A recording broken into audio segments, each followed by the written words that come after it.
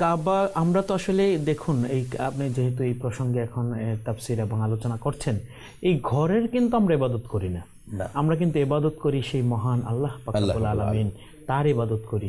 আল্লাহ পাক যেহেতু নির্ধারিত এবং তিনি ডিসিশন দিয়েছেন যে এই ঘরকে কেন্দ্র করে তোমরা ইবাদত করো, সেজন্যই আমরা ইবাদত করি।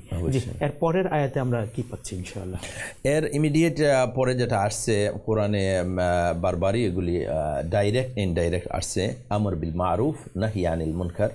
ইসলামের ভিতরে খুবই গুরুত্বপূর্ণ একটা চ্যাপ্টার। প্রত্যেকটি মুসলিম রেসপন্সিবল, দায়িত্ববান যে আমর বিল মারুফ প্রত্যেকেই করতে হবে। যার সামনেই কোনো খারাপ কাজ আসবে, খারাপ কাজকে বাধা দিতে হবে এবং ভালো কাজের দিকে মানুষকে দাওয়াত দিতে হবে।